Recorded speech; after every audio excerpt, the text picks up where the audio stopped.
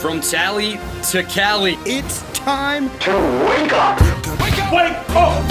Warchant.com is your ultimate Seminole sports source. And this is Wake Up Warchant, presented by Vitamin Energy. The vitamins. The energy. Now here's Warchant.com's Aslan Hajavandi and Corey Clark. Wake up! It's Wake Up Warchant presented by Vitamin Energy. Coming up on today's show. Yeah, didn't see that coming. Making sense of a 7-possession season-opening dud in Dublin. Wake Up Warchant presented by Vitamin Energy, vitaminenergy.com. Promo code Warchant. Corey, Warchant, BOGO. Warchant BOGO. BOGO. Buy one, get one free, vitaminenergy.com.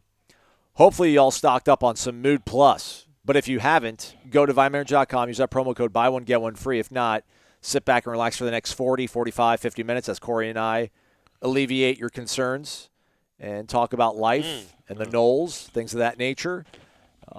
Go to warchant.com if you want more. If you're thirsty for more knowledge, if you're concerned, you need your concerns alleviated even further. Ira's there for you. Gene Williams, a little bit of a PFF stat bomb for you.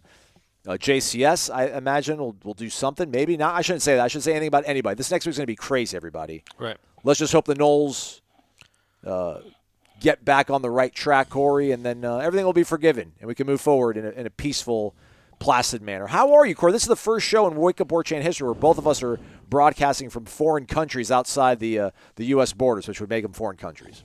And different countries. Yeah. You're in Ireland. I'm in England. Yeah, it is the first show and probably the last show that we'll do both from foreign countries. But, yeah, man, it's a fun trip. That was not fun on Saturday, though. That was a bummer.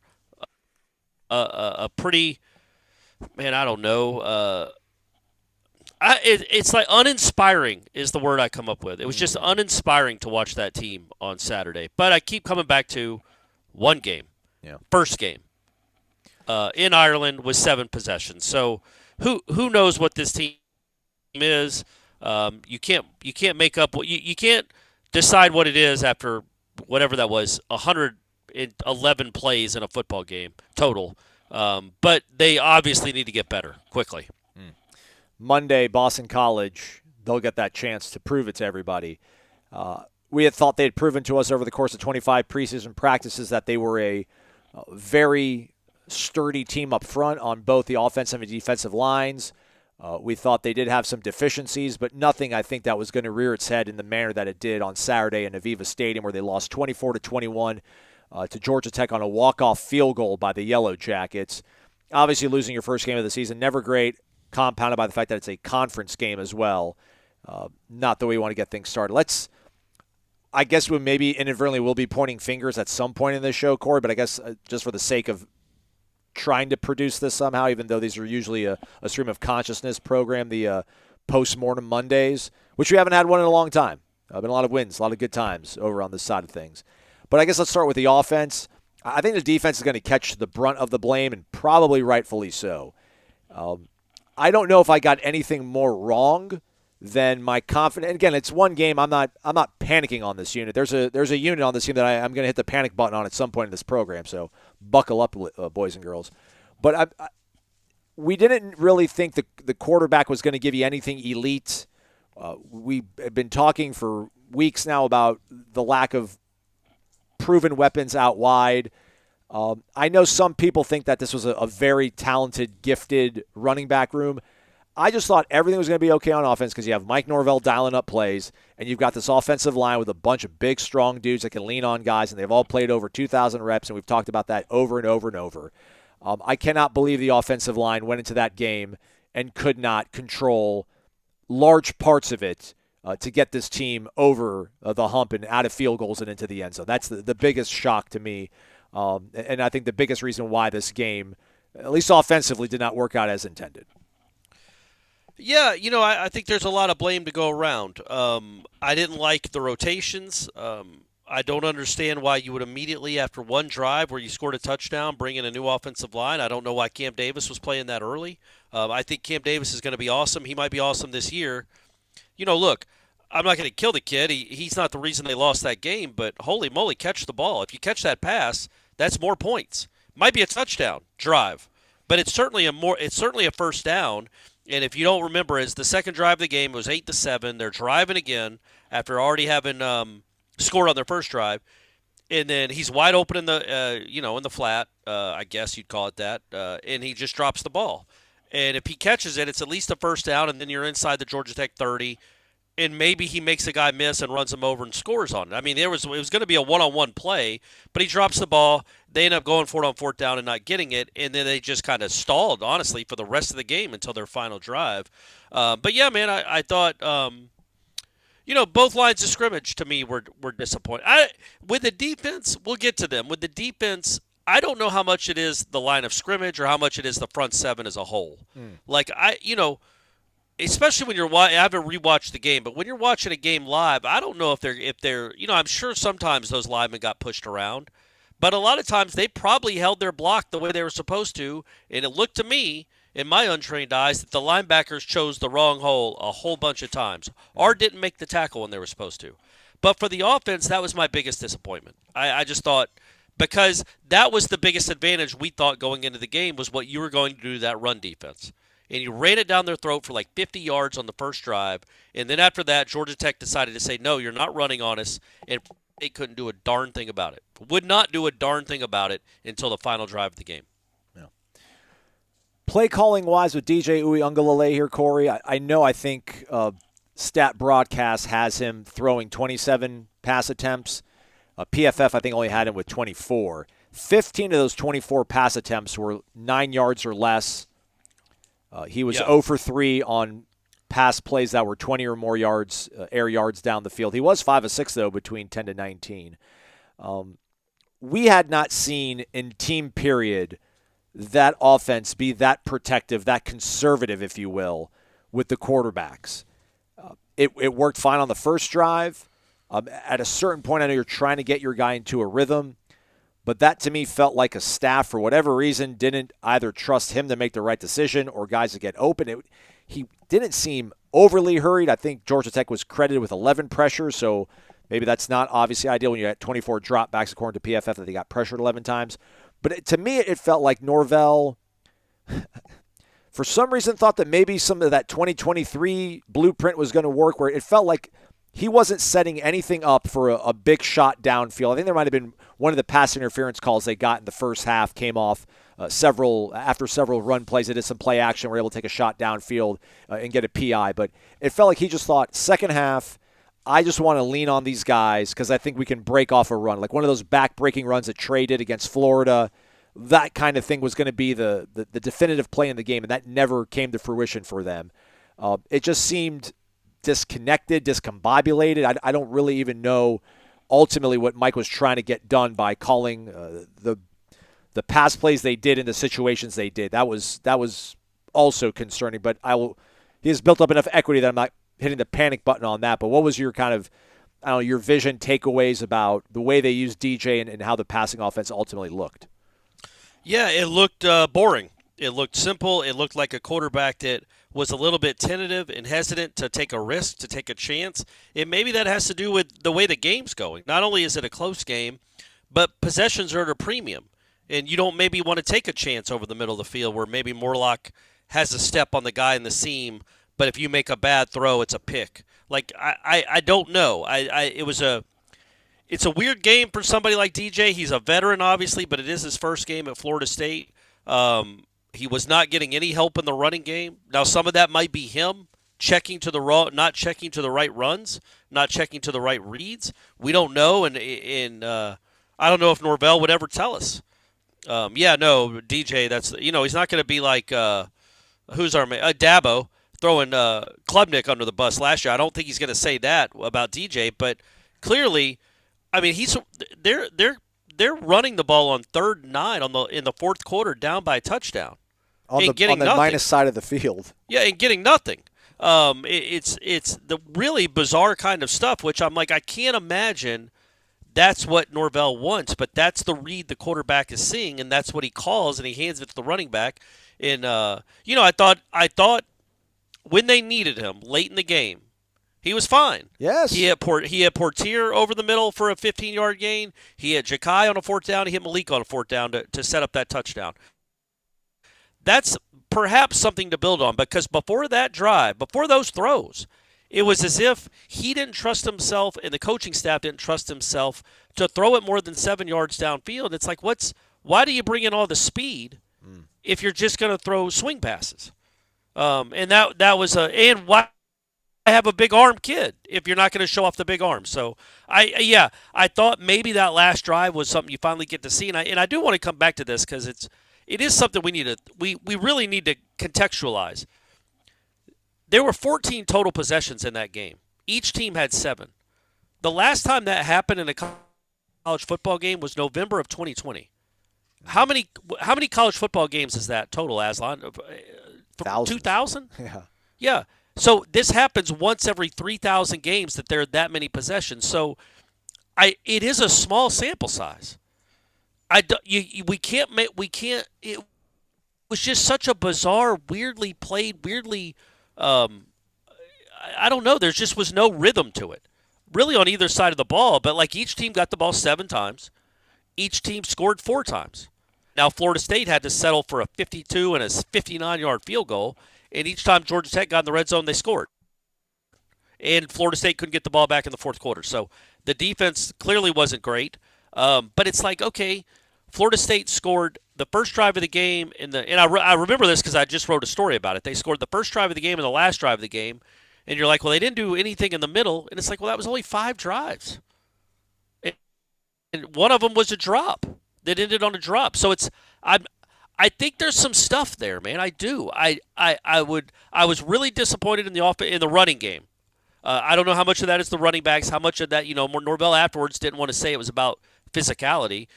He seemed to not be real thrilled with, in my opinion, just reading between the lines, DJ are the running backs and the way they ran. But when it comes to the running game, I'm talking about. But, I do think this offense can be good-ish, and I definitely think this defense can be good.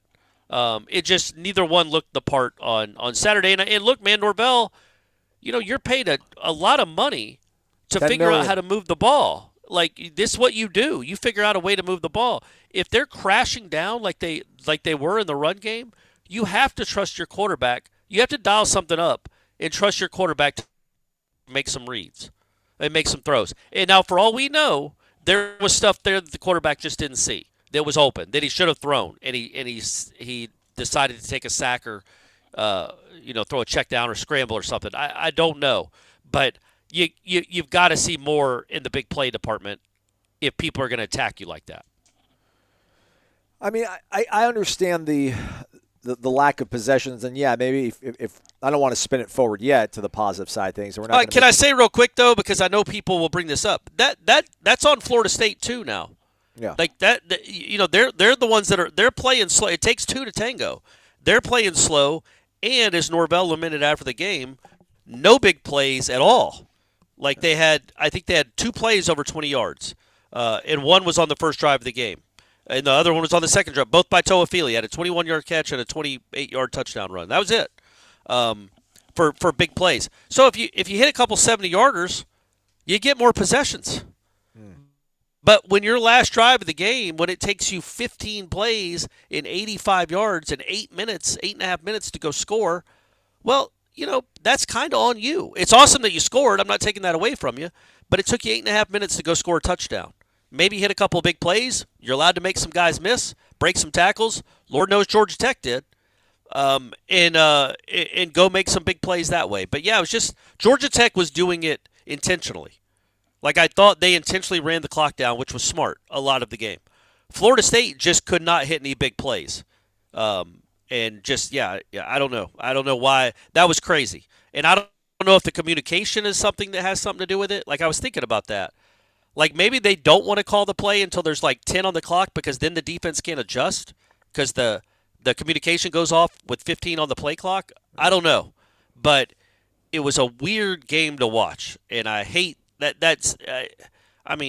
14 possessions, 110 total plays. That's not college football. I mean, you mentioned it that, the possessions, the lack of them. I just can't. They're a 2-point conversion trick play, which, by the way, that was one of the trick plays that I talked about on the show last month, everybody, about how you can defend that play, and boom, there you go. So y'all keep piling on me and my comrades at warchant.com thinking that we lied to you about our observations this whole preseason camp. How dare you lie to us? Give us something that we got right. But that's I don't know, maybe buttoning things up on the offensive side before we pivot off to the defense. But it's just the fact that this coaching staff, all the equity they've built up, just how effective and efficient they've been on offense, where they had everybody healthy last year. And I know this is a completely different team, but you just feel like they have to have a good sense of what they are and who they can be. At least on the offensive line, they know what they have. I mean, running back is running back, and I know the quarterback has played so much football, and you haven't had him for his entire career, but you should have a good idea of it. But when you think about it, if they don't get that 2-point conversion, and if Ryan Fitzgerald isn't Sebastian Aguayo reincarnate, then that's a dismal offensive performance. I mean, absolute dismal offensive performance. But those things did happen, so we have to give them credit for it. But I just cannot believe that they could not find a way to piece things together, at least in the first half. The second half, to your point, Corey, they had 3 possessions in the second half, which is just completely bizarre. But that first half, the way you looked on that first drive, and I guess maybe to your point, maybe they are knocking on the door to score on that second possession if Cam Davis makes a catch. But you know what, man? Maybe take the points there. You know, if you take the points there instead of going for it, it would have been a 48-yard field goal, I think. No. It would have been like a 55, 54. It would have been it would have been well over 50, and it was going in the direction where it was a little harder to kick. So that it's not a guarantee. I'm not saying he couldn't have tried it, but it was not inside 50. It would have been a really long kick. Yeah, you're right. Never mind. It was on the 40. I thought it was on the 31 for some reason. Yeah, it was on the 40. Hey, man, I know I'm right. Hey, man, that would have been a 57-yard field goal. He can make them. No, I messed up. That was actually the drive where he did kick the field. Let me pull it up here because I do think that I might be right on this one. Actually, I'll apologize profusely if I do get it wrong. Yeah, it was on the Georgia Tech 33. It would have been 50 yards, which would have been his shortest field goal attempt of the day. If you take the well, points that's there. true. That's true. But I think it's somebody that believes in his offense. It's 4th and 4. Yeah. I really thought it was. I thought it was like at the 36. I didn't think it would have been. I thought it would have been more than that. But yeah, I mean, but you say take the points. It's not a given. Maybe it is with this kid. Maybe he's. 50. I mean, that's what I wrote in the column, man. And I don't want to lose sight of this. There was nothing special that we saw about that team on Saturday. Nothing, except for the kicker. I do think that will change. I do. I just there's some stuff with some of the coaching decisions that I keep coming back to. I think to me, I don't understand it. I don't understand where Justin Cryer was. Didn't play a single snap, I don't believe. DJ Lundy and Omar Graham played the majority of the snaps. I don't quite understand that. I don't understand what Lola Hea was. Like, look, here's the thing. What you had last year at defensive end was a monster that could do both. He would hold the edge and he could rush the passer because he was as strong as the day is long. Jared Versus was a freak, not just like twitchy, but strength-wise. He was not somebody you could run at. He was not somebody you could take advantage of in the run game. For all we know right now, Patrick Payton and Marvin Jones might be carbon copies of each other. And I just think against that team, you don't need to pin your ears back rush guys. Because they throw it 15 times? 16, I think, maybe. I mean, a lot of them were like little dump-offs. Like, you need somebody that can hold the edge, and I just don't quite understand why Lola Hea wouldn't have played more. I feel like that's a perfect game for Lola Hea. I feel like they took, and I feel like, when you start seeing that DJ Lundy, who, look, man, is doing his best, and he might have led the team in tackles or was second, but he can't cover those guys in the flat. He can't. And if you're going to keep putting him in that situation, don't get mad at DJ because he can't cover a fast running back on a 3rd and 7. Get mad at the coaching staff that puts him in that position.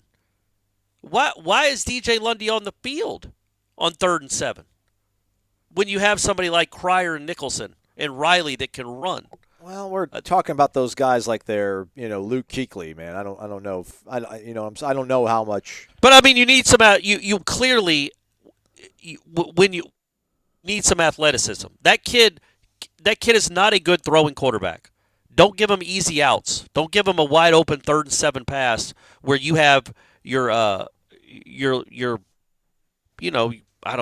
not going to call him slow-footed. You're not fastest linebacker in man-on-man with the running back in the flat. It's not working. It's not going to work. And he got burned a few times in pass coverage, repeatedly. That's who they attacked because Lundy couldn't cover him. I think Cryer and Nicholson could. They'd at least have a better chance.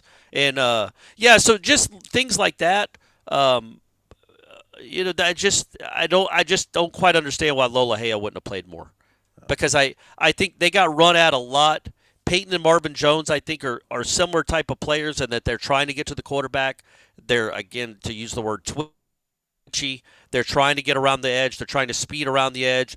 But they could probably be run at a little bit, and you could use their aggressiveness against them because they're going out wide to try to get to the quarterback, the angles, all that stuff.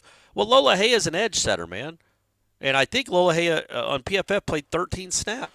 I just highest thought graded defensive player. Highest graded defensive player. Oh, was he really? I literally didn't even know that. I just looked at his snap count. Yeah, you're right. Yeah. And he played 13 snaps. So that to me, it doesn't make sense. I know Peyton and Jones are your guys, Marvin are your guys, but Lola Hea, you got to rotate him in. Where I think that guy can play. He's a grown man and he's an edge setter, and you needed somebody in the run game.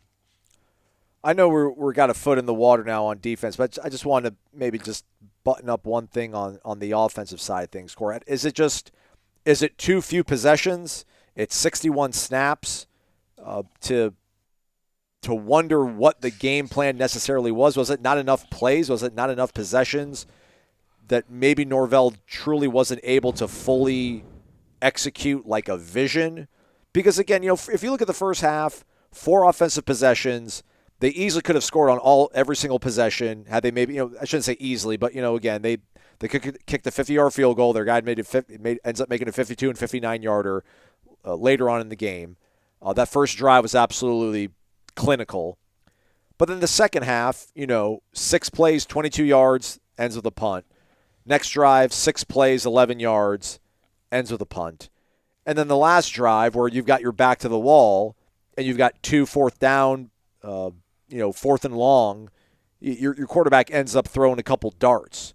So for as anemic as the offense feels like it was, it's just there wasn't enough ball played, I guess, to really go all in on being really upset or frustrated with the way the offense played. Is that just kind of where we're at right now? Well, that's what I'm saying. Like I get being upset at the loss, but it's like, okay, when you run 61 plays, I just looked it up because I was trying to remember last year, Florida State, when they, we know how that game ended. And Florida State scored on their 8th, 9th, 10th, and 10th possessions of the game touchdowns. They scored touchdowns. 7th, 8th, 9th, and 10th possessions of the game, they scored touchdowns. So before that, they had 17 points in their first 6 drives. And then they got it together. Now, clearly, I don't think this offense was about to do that. But that offense in the season opener last year hiccuped a little bit. They had the horrible interception by Jordan Travis. They had the other one where he almost threw a horrible interception. Like, they were a little skittish to start the season. And then their 6th, 7th, 8th, and 9th, or 7th, 8th, 9th, and 10th drives, they got it together. So it's like, again, you don't get,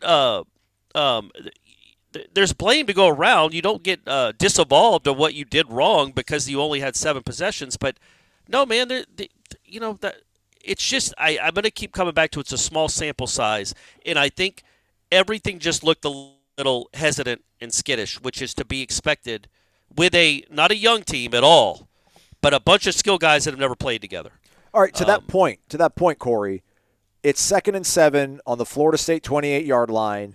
Georgia Tech's trying to salt the game away, make Florida State use all their timeouts, set up their game-winning field goal, and then that snap happens, and they lose 10 yards on it, and it's now 3rd and 17. Like to your point about Florida State and them doing what they did last year on those last few possessions, when that play happens, like where is your confidence level with how the game is going to go? Because when it's 2nd and 7 and Florida State's down there, they only got 1 timeout left in their pocket. You know what Georgia Tech's trying to do. It just felt like, this is going to be just a really anticlimactic finish because they're going to get a few more yards on this third down. Florida State's going to use their last timeout. They're going to kick a field goal, and Florida State's going to have no timeouts and pretty much no time left to do anything.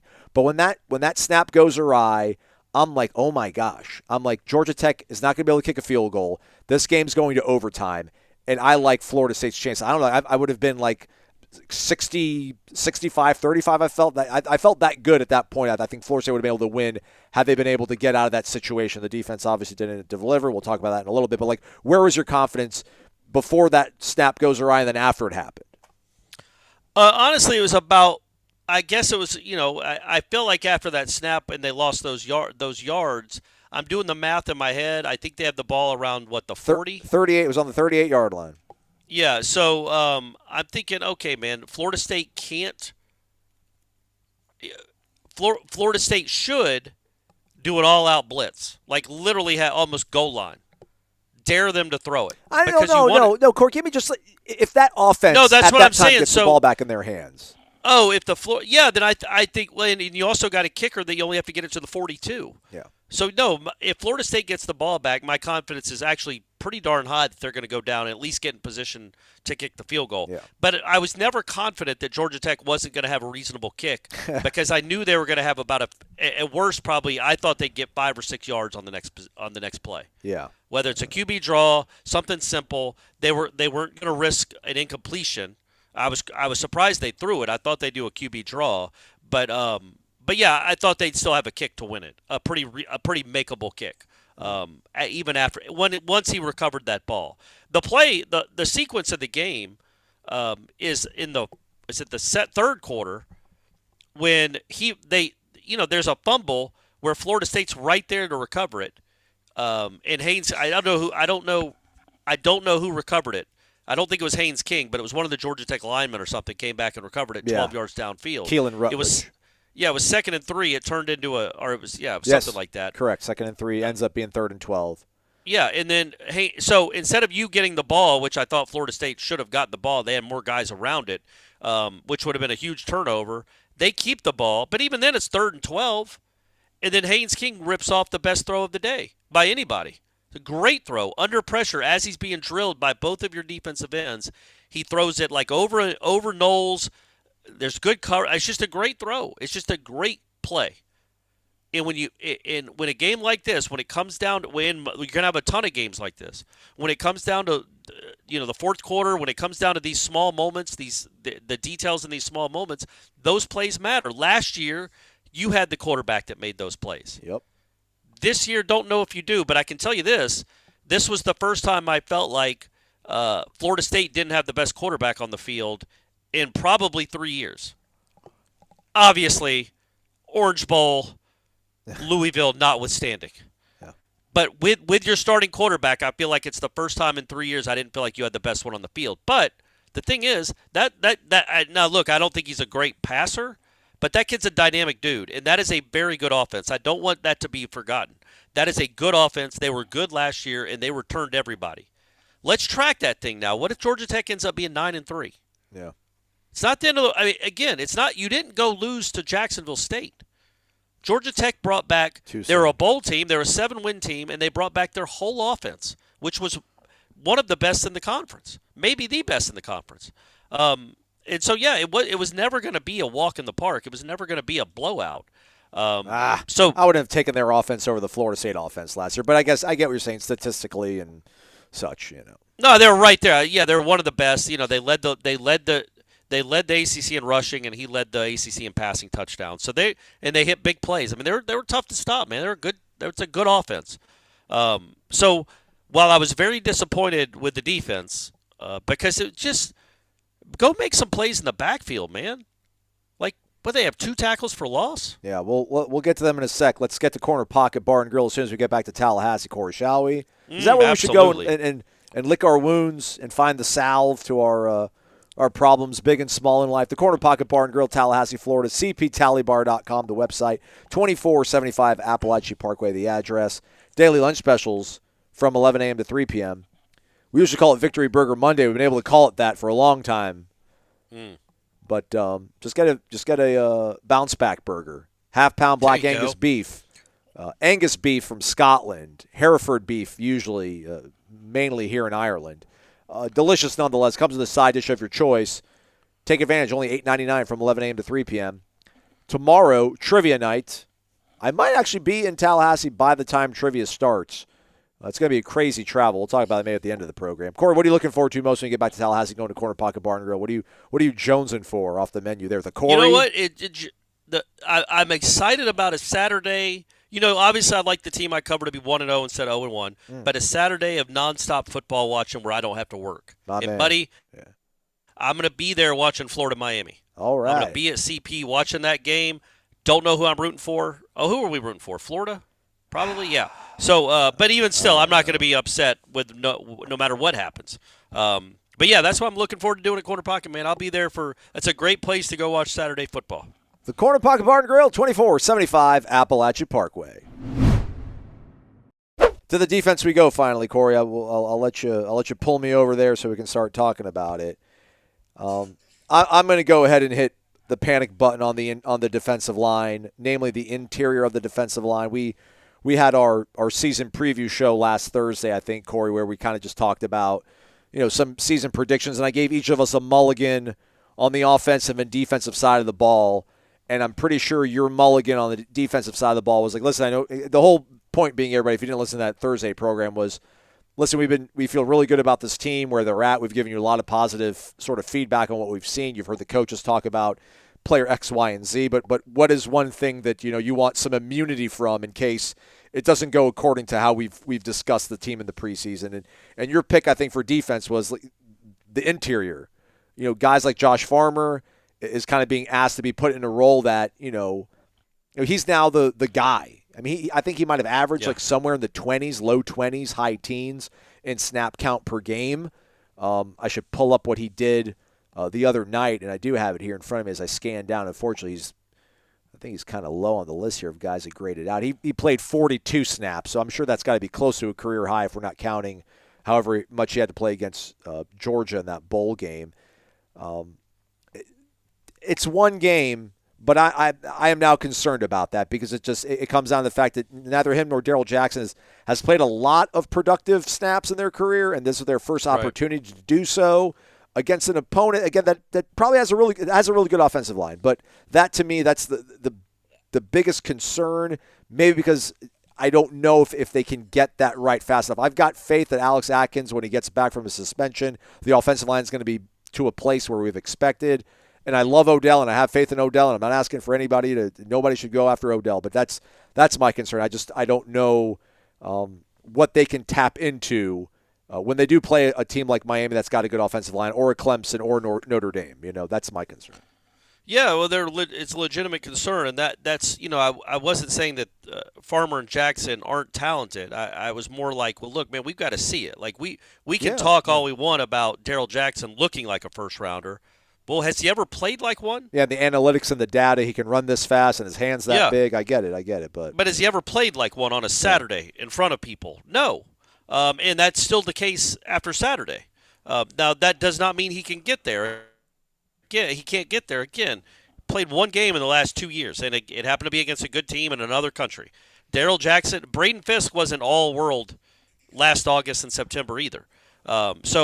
Let's wait and see. But he played a lot of good productive football, though. And he played productive football late in seasons. But this is one game, right? Yeah. No, I get you. But this was one game against a good team. Let's wait and see. Against a good offensive line, yes. Good offensive line, a good side of the ball. So again, that's why I'm not ready to start waving white flags. That's my biggest problem with the whole team. No questions were answered. None. We don't really know about the wide receivers yet. Maybe we can say the linebackers are not good. Maybe that's a declaration we can make. Or maybe let's see what they look like Monday, and let's see what they look like the week after that before we start making declarations. But, there's nothing that we know about this team. I still think this defensive line has a chance to be really good. Really good. But on Saturday, they got manhandled is too strong. But they got handled. They got handled. And they're the ones that are supposed to be making it hard for the other team. And I felt like Georgia Tech treated them like they were, I don't know, man, Indiana's defensive line. Like no shot to my beloved Hoosiers. Yeah. But that I want to see more special out of that group. Like, what do we know about this secondary? They didn't even get challenged. Right. Would the receivers catch 4? I thought Azaria and Cypress were fine, but how would we know? They were never thrown at. They didn't have to be. And again, weird game, not a lot of plays. So, but overall, yeah, I think this defense could be good, man. I think that they were not good on Saturday. I would have liked them to be dominant. We all would, but that's not going to happen. That offense isn't going to be dominated by many folks. I just don't see that happening. That offense is going to give a lot of people fits. But I don't want to be saying the same thing next Tuesday after Boston College gives this on defense. Well, look, man, it's only game 2, and Castellanos is unique. That's a tough guy to have to – it's like at some point you exert your will. But I'm not there yet because, again, it's one game. And we are in a league, we are in a spot now with this sport where the parity has made it where it was funny. I was walking down to the field after postgame, and there was a Florida State fan walking by me complaining to his friends, like, the season's over. The season's over, and it's not even September yet. Yeah. We just lost to Georgia Tech. The season is over. And I wanted to shake him by the shoulders and be like, buddy, you're high. Well, he's probably drunk. Dublin at whatever, 8:30 at night. It's one game, and it's a 12-team playoff. If Florida State loses one more game the rest of the year, they're probably still in Charlotte. They still have another get-out-of-jail-free card. Yeah. You know what I mean? Like, that's the reality of it. And if they're in Charlotte, they're in the playoff because that's essentially a playoff game. They win it, they get a bye. It's all changed. So it's not quite like if you're a Cowboys fan, the Cowboys losing the season opener and being like, oh, well, they'll get it right. There were some things I like. Their stakes are higher in college football, but we have to change the way we view this stuff now. Like, one loss does not kill a season. One bad display by the line of scrimmage doesn't mean they can't get better. And so that's I think they have to improve. I think they will improve. How good? What I'm left to wonder is, what is the ceiling now? How good can this team be? Would a playoff team look like that in the season opener? The answer is probably, but that's a real question. Playoff. Yeah, 12-team playoff. The 12th seed in a 12-team playoff might, but the 4 seed in a 4-team playoff is not going to look like that. So that's probably a national champion wouldn't look like that. Right? A national champion wouldn't get pushed, wouldn't get moved on the line of scrimmage like that. But I've never at least thought this team was going to win a national championship. I don't think it's got a national championship team. I think it is still a playoff caliber team. If, the guys that are good play well. Also, how about this, Aslan? I know we're talking about defense. I texted Brady after the game as I was passing out, not because I was drunk. It was a long day. It's been a long trip. But I was like, hey, man, how you doing? He goes, I'm just sitting here at TJ Maxx shopping for clothes, wondering why Jalen Lucas never got back in the game after the first drive. And I'm like, you know what, Brady? That is a fair question.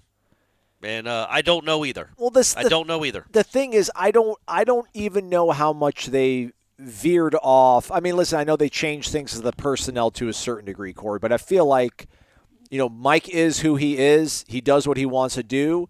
And I believe that he's still, all the things that worked last year, I didn't sometimes think it was a really good idea, but what are you going to say? They won every game that mattered. This is what he does, man. He wants to play 5 different running backs in a football game. He wants to keep guys fresh. And I don't know if maybe with the way the clock was running on Saturday and the use of a 2-minute warning, if that's going to change how he's going to manage things in game. But just listen, they like having huge swaths of guys to run in and out, and it's worked on the whole the previous 24 games or whatever you want to call it up or tabulate up. But yeah, I guess now there's a little bit we can actually talk about it outside of a group text message and on the podcast because it's worth considering. Like maybe I was going to say maybe shorten things up, Corey, but then I look at Georgia Tech. Georgia Tech played over 20 players on their offense as well. They didn't have a very dynamic offense. They didn't have as many, obviously, snaps as you're used to playing in a college football game. They had 21 different guys that played on offense. Florida State offensively, they had 22. But how many offensive linemen did Georgia Tech play? Right. And that's – I know this is what they want to do, and I get it. But we talk about how they did it last year. They rotated 8 guys last year. Well, it didn't work well.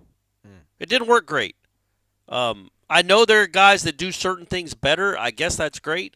But on the whole, the running game last year, with no matter what 5 they had out there, was average at best.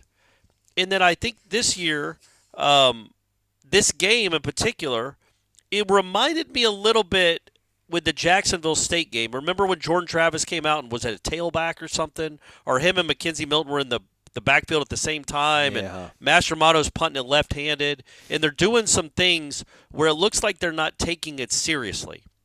I don't know why in the world Robert Scott just goes into the game. Why when you march down the field on your first drive of the game, and then you're marching down the field on your second drive until your freshman running back, who happens to be in the game, literally, what is he, your 5th-string running back, Aslan? All 5 running backs touch the ball in the first 20 plays? Like, what is that normal? What are we doing? Are you trying to keep them from transferring? Play your best guys. Play your best guys, and when you get up big, you start playing the other people. You start playing your backups. But my point being, they go into that game with obviously a plan. Cam Davis is going to play. And Cam Davis played 12 snaps. And Cam Davis is going to be a player. I just hated, Toafili might score on that play. You're allowed to let Toafili play more than that. We don't have to get Cam Davis touches in his first college game right away, the third drive of the game, second drive of the game. But you absolutely don't need to have backup linemen in the game. Yeah. I don't understand it. I don't understand that. That to me is like, we've got a plan. We're going to do this. We're dead set. We've already made the plan. We're going to rotate our guys no matter what we're doing, no matter how well we're playing. This is the plan. And it's like, okay, well, is Robert Scott your best right tackle right now? Because if he's not, what is he doing in there? This ain't Charleston Southern, man. This ain't intramurals, right, Aslan? This ain't intramurals. Play your best 5. Play your best 5. And I think that, I don't know what message that sends to your own team, but I definitely think it sends a message to, like, the other team. Like, they're just rolling in guys. They now they're shifting guys around, and Keandre Jones isn't in the game. Now Ferguson's playing a different position, or Ferguson's in. Leonard's moved. Now Robert Scott's in. What are they doing? And that along with, clearly they're like, we want to get all 5. Look, won't this be fun? We're going to have all 5 of our running backs, legitimately, all 5 of our running backs touch the ball within the first 20 plays of the game. Yeah. Why? You don't have to do that. Well, I mean, but they did. They literally did. All 5 of them touched the ball in the first 20 plays. It just makes it difficult because, again, like, he does that stuff last year and it works out. And listen, like, Cam Davis was open. So, like, do you get mad at Mike Norvell for putting a true freshman in that situation, which, all things considered, it's not third down in the fourth quarter of a one-possession game. It's a second drive of your season opener. Like, it's not a very high-leverage situation to put that kid into, but he doesn't make the play. But you dialed it up correctly, so it's like, how do we grade him there, No, I'm not mad at the play. I guess my question would be, why Cam in that spot? Maybe because they're not. I'm just guessing here, but maybe he's not on a scouting report, so you're like, well, he's a decoy. But I guess maybe why would they bring a guy in like that to be a decoy? So, yeah, I don't know. Right, that's what I'm saying. It's not like there's a scouting report. Yeah. There's not a scouting report for your true freshman running back that, there's no way they'll throw him the ball. So we're gonna.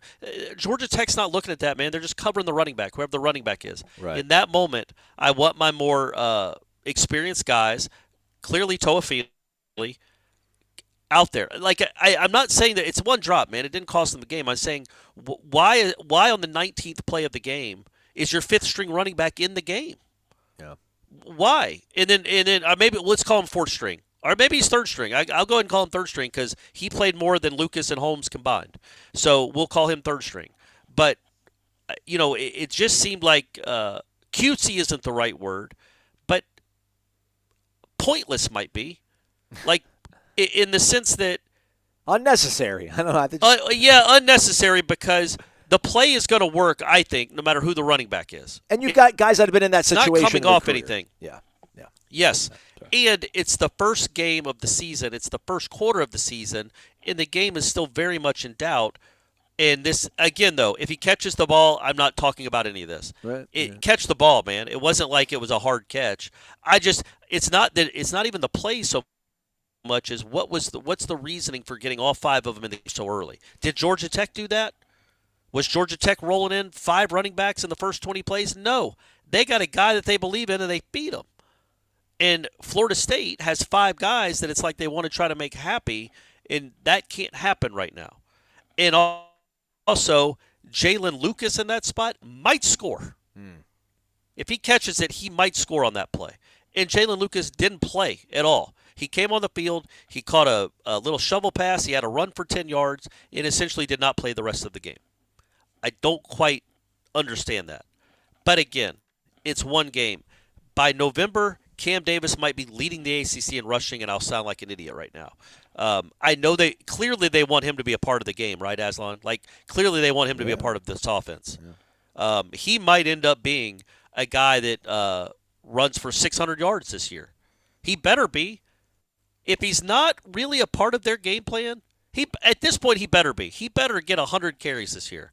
Because otherwise, what in the world was he doing in the game in the first quarter of the season opener when you got 4 other guys, 2 other guys specifically that you really believe in that have been there and done that and played in big games? You know, I'm relatively sure if Adam Smith, the father of economics, was with us today, he would be a fan of Manscaped. Smith, as you all remember, argued things like the invisible hand and, more importantly, specialization, saying that companies are going to grow, hires are going to be made, and they should have defined roles and specialize in one skill. So yeah, you've got some clippers, but they have a role. Manscaped has a more specialized place in a man's grooming arsenal. Some might say a more delicate role, one involving the moneymaker, to bring it back to Adam Smith and economics. How about the Lawnmower 5.0 Ultra? It features skin-safe blades and a cordless design, which is kind of clutch. So get 20% off and free shipping with the code WARCHANT at manscaped.com. 20% discount, free shipping. Manscaped.com. Be him and trim. Before we get to the fun stuff, I guess maybe we can start talking about some of the fun stuff. How about Ryan Fitzgerald, Corey? That's crazy to think about. 2 years ago, you took that kid on the road and you really couldn't trust him in a crucial situation, and he ends up being pretty much the only reason you're in that ball game still in the second half. Yeah, it was awesome. I cannot believe he went out there because it wasn't like there weren't pristine conditions to go out there and bomb a 59-yard field goal. It's just crazy, man. It's just what a turnaround. He's going to be one of those guys, I think, knock on wood, that people will be like, who's a play when they ask us those questions 5 years from now as we're still doing this show and just gaining popularity more and more. There'll be 9,000 people at the bar in Dublin the next time we're there. He's going to be one of those to questions like, who's a guy that you thought wasn't any good, who completely changed the narrative? He's going to be like example A, man. Like 2 years ago, like Aslan said, they couldn't trust him to make 35-yarders, and now he's kicking 59-yarders. That's really, and not only that, man. If Haynes King throws an incompletion on that 3rd and 20 or whatever it is, and Georgia Tech decides to kick the field goal and misses, and Florida State gets the ball back with, let's say, 32 seconds left at their own 35 or 35-yard line, I have all the confidence in the world that kid is going to make a kick to win the game. Yep. Think about that and think about where – that's just – what an awesome story. It's not great that it didn't work out on Saturday, but what an awesome kind of feel-good story about self-belief and just self-belief in turning it around and changing the narrative. That's just really cool, man, because he was very much maligned 2 years ago. And now, as Aslan, you're right, they're not even in the game. I mean, it ain't like the 52-yarder was a chip shot. Right. So he made a 52-yarder and a 59-yarder after the offense just fiddle-farted around on those 2 or 3 plays right before he had to trot out there. That's just it's really cool, man. It's really cool to see that. And also, Ja'Kai Douglas. There's a playmaker. I would say the receivers made one great catch the whole game. Yeah. And it was that guy getting a toe down. Didn't matter. And even on the next play after they review it and see they did get a toe down, that's a play where I need my quarterback to make the throw. If he makes a throw that was down the field at like the 5-yard line, Ja'Kai almost caught it anyway. He makes a good throw, you're scoring on that drive. There was a throw to Benson, I think, on the deep shot that he kind of just threw out of bounds. Those are a couple things that you just gotta make those plays. But I really did like I like Ja'Kai and Jalen a lot. I think they should be used more. And then I wasn't upset with Benson, man. He just didn't get a lot of at bats. Jalen Brown had a couple catches. Like I do think there's some stuff there, man. I do. That last drive was, listen, it's a loss. Yes. But when you think about the way the offense moved the ball in the last drive, and I don't know. Listen, you can't replicate that kind of pressure in the first quarter against Boston College. I mean, the game is in the balance. You have to go down the field and score a touchdown. I hope it doesn't take that level of urgency to let that quarterback play quarterback. But the fact of the matter is that he had to play quarterback in those moments, and he did it really great. So I guess we got to hang our hat on that for now, at least for the next 6 days. Yeah, look, man, those are big catches. They didn't end up mattering because they lost anyway. Big throws, man, big throws. Yeah, right. But Malik Benson's never, had a play to essentially set up a game-tying touchdown. I don't think. Maybe he did that at Alabama last year. I don't remember that. Portier hasn't had big catches like that, many big catches like that. Ja'Kai is Ja'Kai. Like, he's going to make some plays. Yeah. So that's stuff to build on, man. That is stuff to build on. And, look, you got to remember, like, Malik Benson's never played here. Portier's never really played here. Jalen Brown's never played, period. These guys will, I think, could grow into a decent offense. But will it be too late? That's the difference between college and NFL football. Like, Florida State might not be very good in September. They might look like a completely different team in November, but because of the conference standings, if they don't get it together quickly enough, it won't matter. In the NFL, you can lose 7 games and get in the playoffs. In the ACC, you can't lose more than twice. And Florida State's already lost once. So, the margin for error is much, much smaller now. But I agree with you, man. I thought that was something to build on. I did like those throws on 4th down. What I didn't like was it was almost like it was out of desperation. Right. Like, oh, I've got no other choice. I've got to make this throw or the game is over. So let me just rip it and see what happens. I would have loved that throughout the course of the game. Not just when you're down 7 in the final quarter and it's it ends up being your last possession of the game. And how Florida State got the ball once in the 4th quarter. Yeah. It's crazy, man. It's just crazy. Georgia Tech ran the last 6.5 minutes off the clock, going 40 yards with 3 timeouts used and a 2-minute warning. And they went 40 yards and Florida State can never get the ball back. Just a weird, goofy game. I do think this team can be good, man. I have not made any declarations on what this team is going to be. But yes, obviously, defensive line has to be better, and the quarterback. Is it going to be, man, where you have to throw to set up the run? Because that's disappointing. Yeah, but that's what it looked like to me. Yeah. That's what it looked like to me. It looked like once Georgia Tech realized DJ was just going to dink it and dunk it, and they weren't really worried about being blown over the top. That's a horrible phrasing. But when they weren't worried about that, you couldn't run on them. Yeah. And so are you going to have to actually hit teams through the air with big chunk plays before you set up the run? Because I really thought this year would be a year where even if they know you're going to be trying to run the ball, they can't stop you. And clearly Georgia Tech could.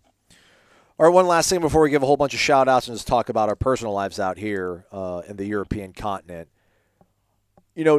Saban had that quote at SEC Media Days after they lost, I think, to Clemson in the championship game with Hunter Renfrow cheating, where he said he told his team not to waste the failure. And that became like a big buzzy Sabanism or whatever. And you and I were talked about in the Vitamin Energy War Chant rap about how, like, unfortunately, there's not a lot of answers after that game and that performance. And we were hoping that we were going to get some clarity on a lot of questions, because there was a lot of questions on this roster going into the game. We were hoping to get answers on it. We have absolutely none of that. Big bummer. But do you think the coaching staff, the bigger question now, I don't know if I should frame this through the coaching staff or a fan listening to our show, Corey, but are the bigger question marks now about just the roster in terms of how we're going to get off the field, how we're going to put points on the board, or how is this team going to respond to this? I know it's only the first game of the season, but guys like Jared Verse, Braden Fisk, Jarian Jones, Jordan Travis, Trey Benson, Johnny Wilson, these guys are in the NFL, but man, these guys I think also police a locker room in a way that things cannot. You're not going to lose. You're not going to let that team beat you twice, if you will. That whole cliche is a bigger question now for you between now and that Boston College game. How they clean up those little things they talked about in the press conference, or how much concern is it about?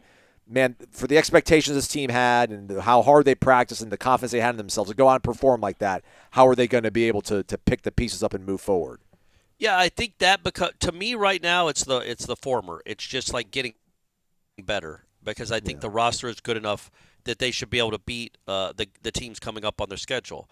But if you lose one of these next two games, if you're like 2-2 or God forbid 1-3 or something, that's when I feel like the lack of those types of personalities, maybe it does spiral. I could see it spiraling. I don't think it will because I think it starts at the top. And I think that guy wouldn't have a locker room that would spiral. But think about those names you ripped off. Maybe not Fisk, because I think you mentioned Fisk. I don't know how much of a leader Fisk was because he was just here for a year. I think you just see the way that guy plays, though, man. The way absolutely, he practices. Yeah, leader by example, absolutely. But I mean, just a personality. When you're talking about a team with Jared Verse, Jordan Travis, and Trey Benson, man, that's leadership right there, man. Yep. That's big time leadership. And other than Shaheem, I don't know who on this team yet is that guy. DJ's obviously a quiet guy.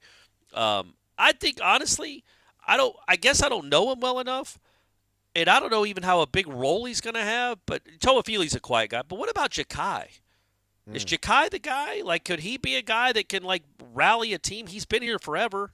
And he certainly made the plays on Saturday. He showed up, and I think moving forward, Norvell talked about how he's going to reevaluate some things.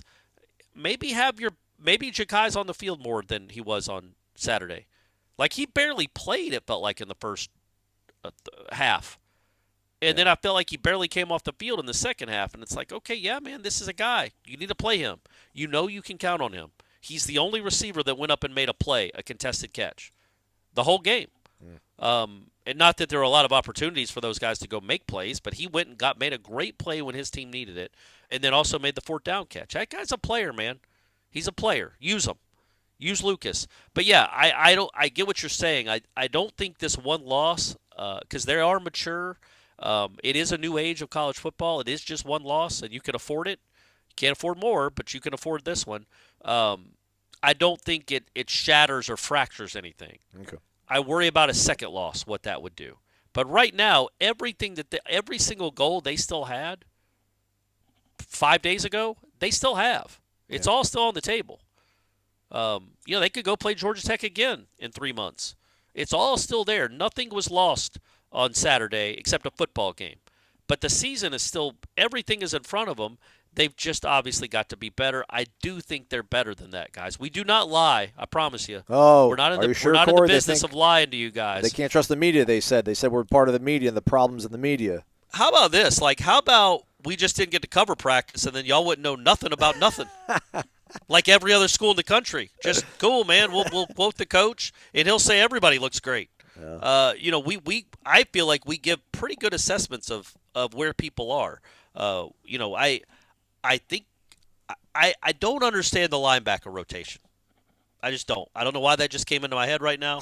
I just don't. I don't. You really have been harping on. You were harping on the linebackers and the wrap too. And Cam Riley and Blake Nicholson were two of your 5 highest graded defensive players. So I don't know. I don't know if we'll ever really get an answer again to your point about whether that was just lack of. But who played the most, Aslan? Who played the most? Because it wasn't them. That's what I don't understand. And we I just don't understand before the game. If you would have told me that Omar Graham He played 35 snaps? 35 snaps. Oh, my gosh. He played. Nicholson played 17. Riley played 27. Lundy played 41. Omar Graham played 35. Yeah. And if you would have told me before the game that those two guys were going to lead, I would have never believed it. I just never would have believed it. Omar Graham didn't have a tackle. Played 35 snaps and didn't have a tackle. Yeah. In Nicholson, I thought, what did you say? He played 17 snaps. Yeah. So yes, and Cryer played none. I think, I don't know, man. We'll see. We'll see what they do against Boston College and moving forward. It is one game. It was a very, very disappointing way to start the season. You know what I was disappointed most by, and this will transition into what we're about to talk about. Man, what a showing by Florida State fans. Woo! They showed up. Yeah. They showed up, man. Like that is such a cool thing. It would have been so. I mean, I don't know how many Georgia Tech fans there were there. 7,000, 5,000. That was not a Georgia Tech home game, despite it being despite a Georgia the end Tech zones. Home game. Yeah, despite the end zones and the PAs. Man, that was it was just it was really cool to see. What a once in a lifetime experience. I know the loss dampened it for most everyone that was there, but still, what a cool thing to be in that stadium and get to watch your team play. You'll always remember it. You'll always remember it was a loss, but you'll always remember it. And I just it would have been really cool for that fan base to get to see that, to see a dub there, because they showed up, man. Yeah. They absolutely showed up. That was really neat to see. Okay, so you're in London now, Corey. So you starting the honeymoon. I'm technically on the honeymoon now, but I love you folks so much that we're doing a show. Yeah, we'll try to do at least 2 more shows this week, but Corey probably just winced when I said 2 more instead of just 1 more. Yeah, we'll see, buddy. That's up to the wife. Yeah, but all right. So you made it to Ireland, okay-ish, I guess. But you had to take planes the entire way. There was no planes, trains, automobiles, and ferries, but there was planes, trains, ferries, whatever to get to London. Break it down for us, Corey. The travels here and then the travels to London. Yeah, so as you guys all know, the plan was to fly into Manchester with some help from Big Pharma, because I don't like to fly. And then when we landed, we were going to take a car service to Holyhead to get on a boat to go to Dublin. Well, they moved the boat up. The boat was supposed to take off at like 11:30 a.m., so we would have had plenty of time to get there. Well, instead they moved up our launch time, whatever you call it. What do you call it when a boat leaves? Sail time? Yeah, sure. 3 hours. So we couldn't make it. We were still in the airport, and there's no way we could get there in 2 hours. So we had to book a flight. We had to book a flight from, I guess Stephanie did it right there in the airport. Yeah, she must have. She booked a flight, like a 12:30 flight from Manchester to Dublin. She's like, "Do you want me to book this? Do you want me?" I'm like, "I guess," because I was still, feeling some things. Yeah. I was like, I was brave at that point. Yeah, I want to wrestle an alligator. Yeah. And then then she books the flight. It's a it's a 45-minute flight from Manchester to Dublin. And then the plane we didn't get that had left right before us was a normal looking plane. So I'm like, all right, 200-seat plane, 45 minutes. I can handle that. Even though it was rough coming in, those winds are a little much. I can handle it. Then I realize our plane going to Dublin is a prop plane. From Manchester to Dublin, a 50-seat prop plane. So then I'm like, well, I'm not that brave. So Big Pharma goes back in. I ingest some more, and then it's just lights out. It's just lights out. I handled the flight fine, and it was actually a smooth flight for a prop plane across the Irish Sea. But yeah, didn't you see me Thursday night? I think so. Yeah. I think you did when I got there. Yeah. I wasn't quite right. I was a trooper. I went out. We had a good time, but I wasn't quite right. I wasn't in my right head. That was not fun. So yeah, but I made it. And now apparently the world's my oyster because I'm not afraid of flying it. Look, you talk about like ripping the Band-Aid off. Yeah. A prop plane, a guy that's deathly afraid of flying, having to get on a prop plane over the Irish Sea when it's as windy like it's the Wrigley Field was I'm over it now, Aslan. I can do anything. Here's the question though, Corey. Would you rather fly between Manchester and Dublin, or did you prefer what you did earlier on Sunday, which was do the whole taking a boat thing? Okay, break it down. Let everybody know how long it took for you. So it was a 40-minute flight from Manchester to Dublin. How long did it take you to get from Dublin to London? So we had to get up at 6:30 in the morning to get a Uber to the port, Dublin port, for our ferry. Yeah. Our ferry left at like 8:20. It was a 3.5-hour ferry ride, but we got to sleep. We got a cabin, so we both slept. Okay. She slept better than me, but we both slept, so that was good. So that was 3 hours, and then from the ferry we got on a train, and the train. So we got to our hotel at 6 p.m. after leaving at 7 a.m. So it was 11 hours.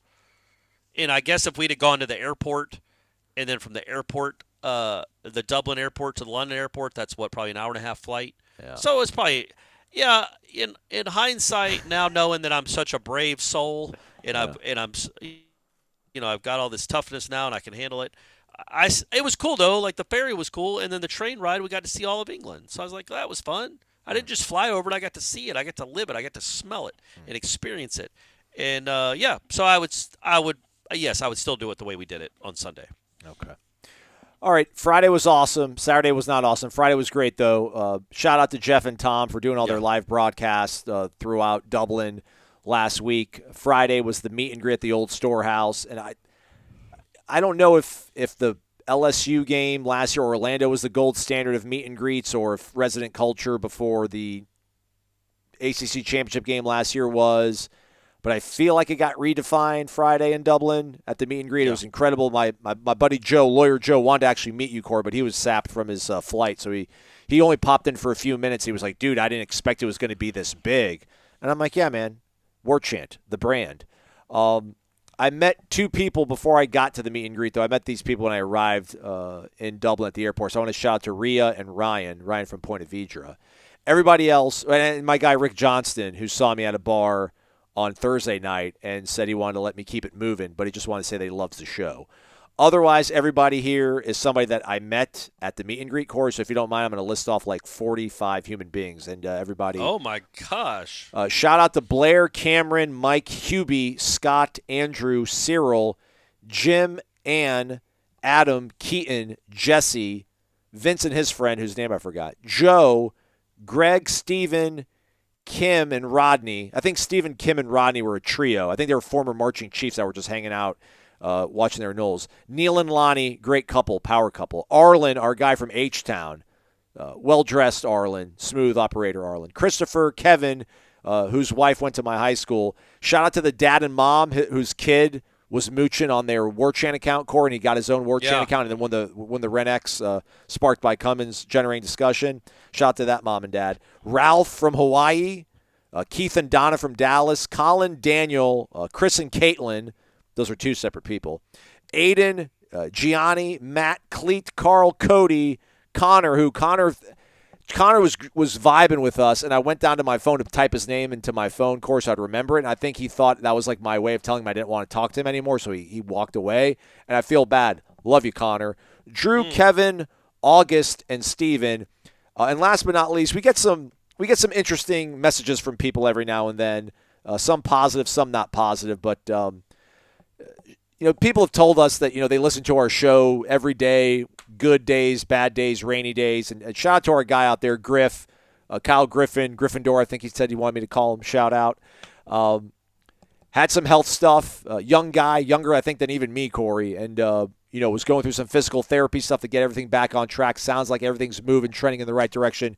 Said his family would bring him JCS and Wake Up pods to listen to throughout the day to keep him laughing, keep him on the bright spirits as he was kind of grinding through some of the stuff to overcome the health adversity in front of him. So that was an incredible thing to be able to kind of put a face to a name and shake someone's hand. So thank you to everybody, Kyle, maybe even especially. That's all I got. Yeah, man. I talked to him too, and it was really moving what he said. That was look, I want to make this known because I remember walking out of there. I just had to go get like some air. Because it was very crowded, which is awesome. We're all grateful for it.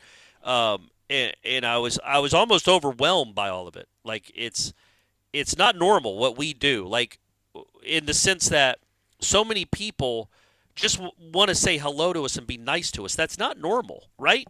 Like you don't walk into a bar that has 1,000 people in it, and so many of them just want to say thanks or hey or I love your show. That's really really meaningful, and I don't ever take it for granted. So I did have to I had to kind of I don't know, after talking to Kyle, I kind of had to go outside and I don't know, not get my emotions back in order, but re-energized to go back in there, because it means so much, and I want to be in the moment and present, because you never take it for granted when you go to these things, and so many people talk to you about the show, because again this was such a small thing that we started.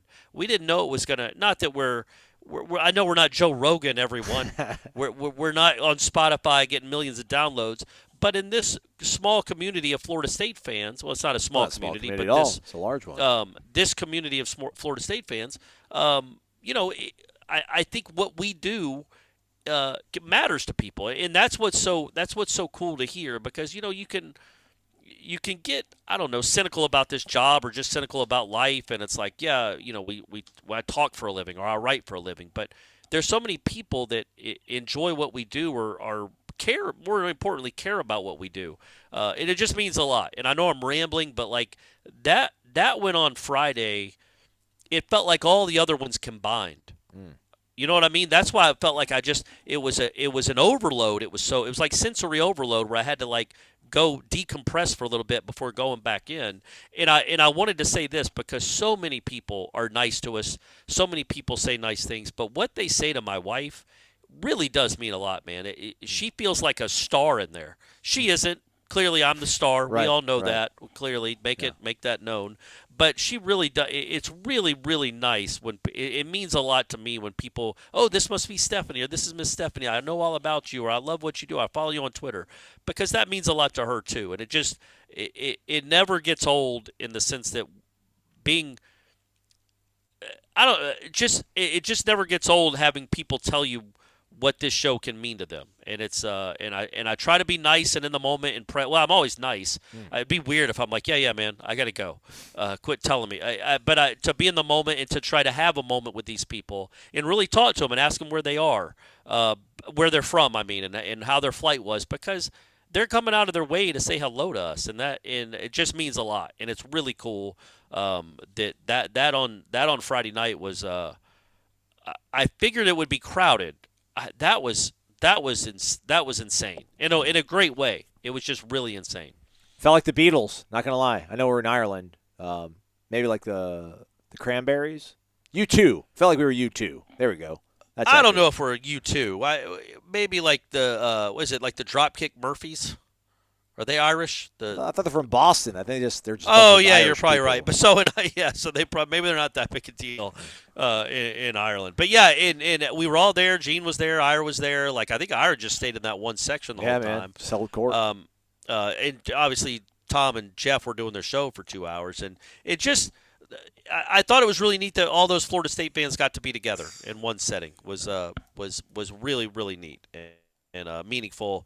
And it is never – I just want people to know that. It's never taken for granted. So many people come up and say, I don't want to waste any of your time. I don't want to bother you. And it's like, no, I want everybody listening to this. If you ever see me, it is not a bother, especially if you're going to tell me you like me and you like what I do. If you're going to tell me I suck and that I'm stealing your money, save it. Just email it to me. But yeah, everybody was very, very kind. And I hope you guys had a wonderful time at that event. I hope you had a wonderful time in Dublin. Save for what happened on Saturday. Yeah. I'm going to center myself by jumping into the comment section on YouTube and reading all the people that think that we've lied to them and they want to cancel their subscription. So for those people, I need you people out there to go to warchant.com and use the promo code FSU1 and sign up for 2 months of access to warchant.com for $1. I'm also going to jump into the tribal council and keep slugging it out with the people that feel like we purposely misled them. Because there's nothing more that we like than being wrong. That's exactly what we try to do. We try to purposely be wrong. So we had to end it on a somewhat funny, more somber note. All right. I think if people can't, were we saying this team was a national championship team? Not this show. No, but when we talked about the offense line was going to be awesome, the defensive line looked salty. This defense is going to be great, and they had all the speed on offense. And but can we wait at least till the end of the month? Sorry, the end of September. Right. Before you tell us we were idiots and we were lying. Let's see what it looks like. I promise you, folks. There is. I want to. Let's more uplifting to go on the way out. There really is some talent on this team. There really is. It was a disjointed, uneven game on Saturday. It was a season opener in Ireland. Let's see what it looks like on Labor Day night. Then let's see what it looks like the next game 2 Saturdays from now. Let's see what it looks like, man. Give them time to get better. Give them time to get better. That was not a bad team. That is a bowl team that they played. That was a 7-win team that hung with Georgia last year and ran for 200 yards against them. That is not a horrible team. That is not Georgia Tech from 2 or 3 years ago. Yeah. So understand that was not a pushover. They did not play well. This season is not over. There's a lot still to play for, and I do think there's some real talent on this team, and I do believe in this coaching staff. So maybe in November I won't. But right now, I believe in this coaching staff, and I think there's a chance this could still be a really nice season. Just not a lot of margin for error anymore. 2 more shows, Corey. Come on, give me 2 more shows, man. 2 more shows. No chance, man. Okay. No chance. Maybe one though. I love you guys, but I'm on a honeymoon, Aslan. Okay, I'm on a honeymoon. We'll do a mailbag show so we can give out some free swag. We also had our over-unders winners, which, by the way, they were all unders. Just in case you guys didn't do it, Jalen Lucas total touches 8.5 under. Anti-Kirk Herbstreit signs on the telecast. I went under on 6.5, Corey. I don't know if any made telecast. Malik Benson receiving yards 60.5. That went under. Takeaways 1.5. That was under. Uwe Ungalale total touchdowns 3.5. The rest of this thing. That was well under. Yeah. Haynes King total yards 269.5 under as well. So shout out to Billy Flynn. He won $10 Garden and Gold coming his way. You can win this too if you're a member of warchant.com. I don't know what's going on with the JCS. I know that warchant.com is going to be there, but not because Jeff and Tom aren't hard workers. I think he dropped a podcast on Sunday, like a 35-minute podcast. There we go. Good man. It's called Bellying Up, so it's one of those nice. Extra ones. So I assume that means there's some curse words in there. Okay. All right. But warchant.com. There's nothing going on today. There's nothing going on tomorrow. Wednesday there'll be a press conference. We'll be there. I'll be there. We'll have all that up there, and maybe that'll segue us into a second show for the week, and maybe we'll bully Ira into doing something else again. Hey, Corey, have a great honeymoon out there. Enjoy Stonehenge, buddy. Send photos. Tag me in it. I'm going to, man, in Westminster Abbey, and we're right next to Buckingham Palace. We're going to do it up, dog. Fantastic. For Corey, I'm Aslan. Again, thanks to everybody who came out to Ireland, came out to the meet and greet. That was so awesome. Onward and upward. There's 11 more of these. Let's get some dubs. For Corey, I'm Aslan. Thanks for listening to Wake Up Warchant, presented by Vitamin Energy.